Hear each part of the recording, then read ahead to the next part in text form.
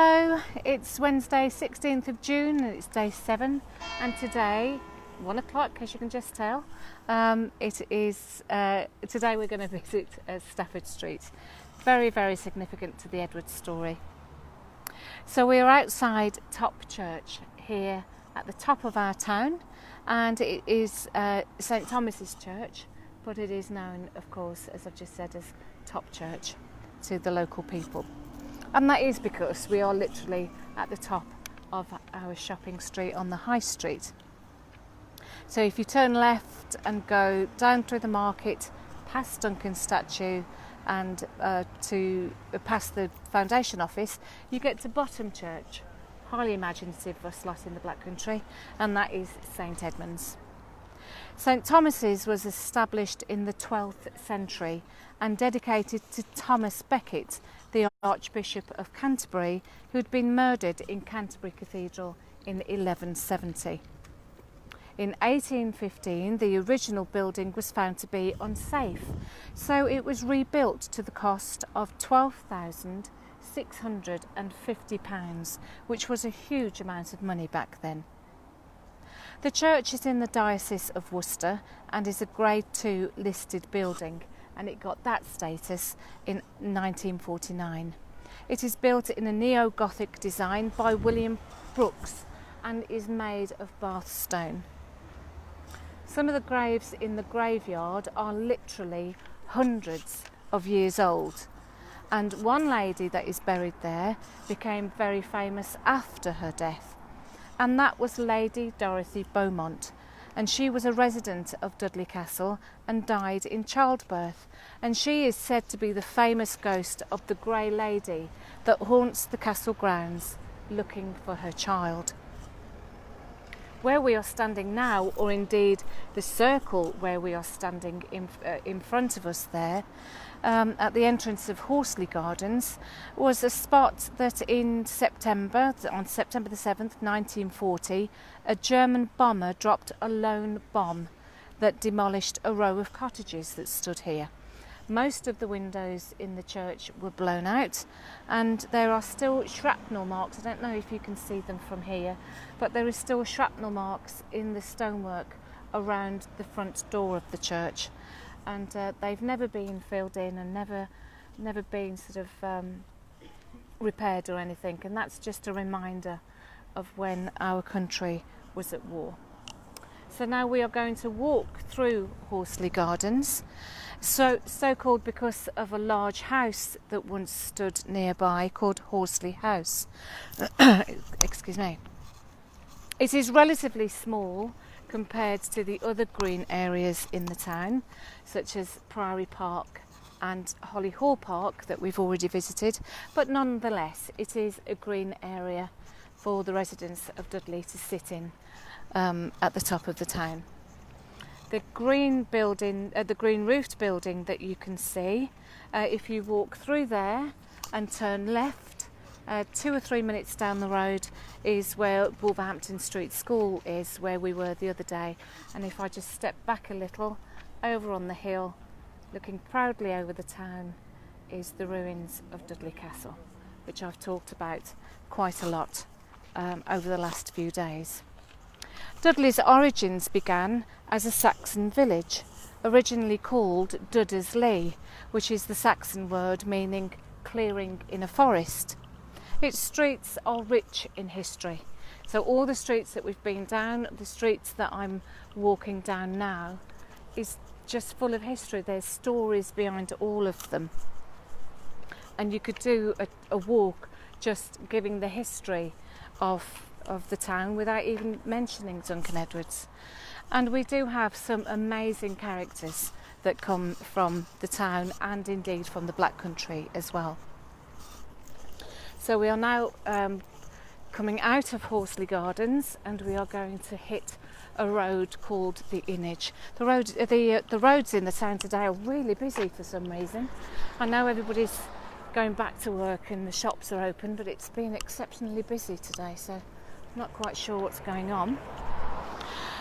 A particular memory for me growing up as a child was walking up to Dudley from my parents' house And whichever way you come into Dudley, you have to go up a hill, because we were, of course, a fortification at one point. But smelling the beer being brewed at Hanson's Brewery, which stood at the site at the top of this little incline where those trees are.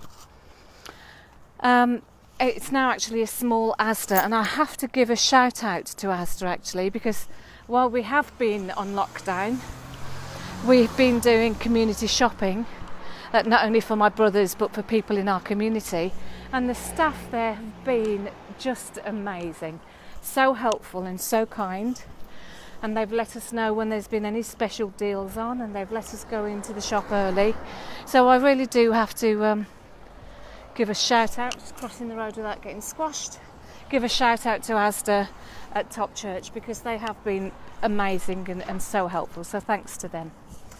So that area over there, where the trees are and where Asda is, was the site of the old Hanson's Brewery, and that was founded in 1847, and originally it was the Peacock's Brewery, but it was bought in 1943 by Wolverhampton and Dudley Breweries Limited, and it is there that they brewed the famous Hanson's Mild. Absolutely disgusting, but the men seem to like it anyway. It was closed in 1992. Lots of people lost their jobs when the brewery closed down. It is such a shame. But when I smell a brewery anywhere in the world, it does take me back to being a little girl walking up the hill to the town with my dad. Directly in front of us now is the old Gypsy Tent pub and brew house, which was established in 1867.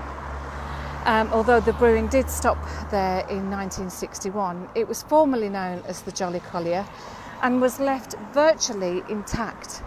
Even the old tenants' clothes were left hanging in the wardrobes, and all the fixtures and fittings were put into place, and it really was like a scene of the Mary Celeste. It was just left.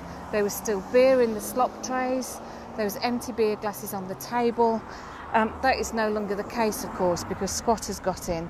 And I think it's been converted into flats now, but I'm not sure. But I would still love to go and have a look, because that is a real historical pub, or at least it was here in Dudley.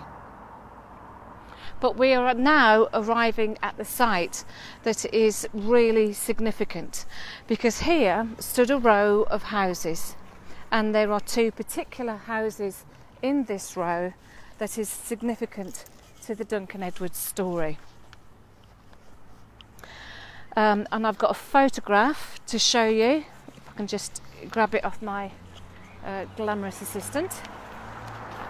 So these are the houses that once stood here. That is where we are now. I'll show you across the road in a minute so you can get a better look of how the houses were.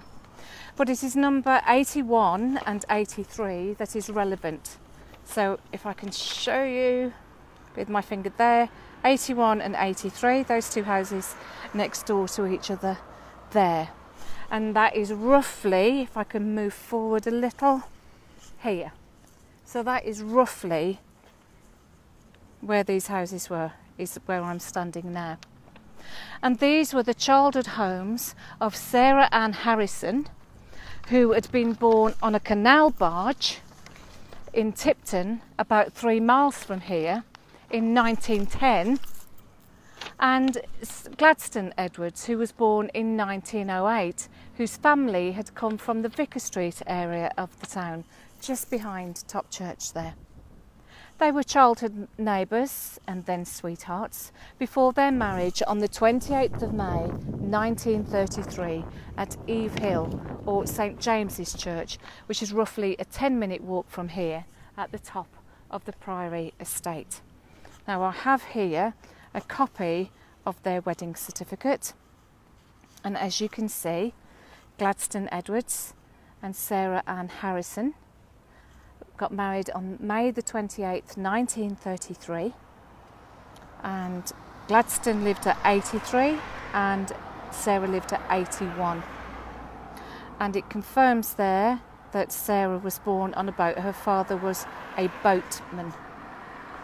So that's an interesting story actually, and I've incorporated that a little into my play. There's a little hint of Sarah's life on a barge.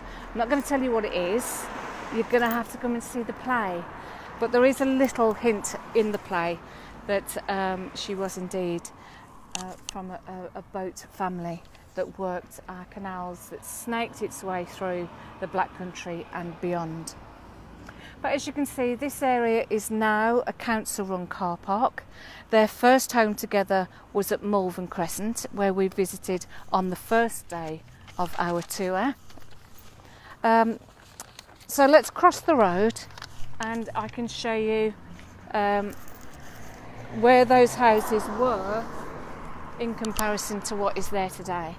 In front of us there is DY1, a fabulous little cafe and community hall is the word I'm trying to think of. They do some fabulous work in there with young people with learning disabilities, and it is a great community hub. So shout out for the guys at DY1. So a quick look at that picture again. So if it is roughly, sorry, it's just got a bit creased. It is roughly, that would have been the site from where we're standing now. And those two end houses, 83 and 81, was where Duncan's parents were living when they were children. They both had a very happy childhood, and although this area at the time was quite run down and deprived, both families were from hard-working parents, and life was good for the young couple. They had fun, they had families that came from Warwickshire and came from Dudley, and they used to travel to see them, and they really did have a very happy life. And Duncan was a very welcome addition to this loving family and was adored by all of his aunts and uncles, but especially by his Uncle George, who was Gladstone's elder brother. So the Duncan Edward story really did start here, in a small row of houses where two young children, Gladstone, a tall lad for his age, very shy and withdrawn, with silver round-framed glasses on his face, and Sarah, a pretty girl with pigtails in her hair, who fell in love and had a baby boy who just happened to grow up to be the greatest player that this world had ever seen. So this part in Dudley, called Stafford Street, it's at the top of the town by St Thomas's Church, if you do want to come and do the tour yourself. And it is that tree there, that tree standing on its own, is roughly where number 81 stood. I must give a big shout out today to Steve Whittle, who has recently become one of the friends of the foundation and is a great part of the United Red family. It's his birthday today, so happy birthday, Steve. And I have to give a shout out as well to Steve Merry. I'm sorry I missed you yesterday, darling. I hope that we can catch up at some point next week. And I want to give a big thank you as well to Andrew Emery, who is also known as Andy the Photo Doctor, for the fabulous photographs he sent for the museum. They've been put up on the wall this morning, and I will show everyone on Saturday when I do a live from the office. I know I've already done one, but we've really improved it during lockdown, and all this stuff that people have sent through has been put up, and I do want to give a roundup as well, so we'll be doing that on Saturday. Tomorrow we are back in the town at Harper's Florists, where I will share with you a very little known story, but a fabulous one, about just how much Dudley thought of Duncan Edwards. But for now I'll give you the last look of where we're standing, the houses where his parents grew up, fell in love, got married and had our wonderful Duncan. But for now, thank you all very much again for your comments and for all your support, very much appreciated. The town here is extremely busy. I don't know where it is, what it's like where you are, but please do keep safe. Remember the 2 metre rule, although that's about to change, I think. But keep washing your hands, keep being safe, looking out for yourself and for each other. And I will look forward to speaking to you tomorrow when we are at Harper's Florists. But for now, enjoy the rest of your day. Thanks for joining me. See you tomorrow. Bye bye.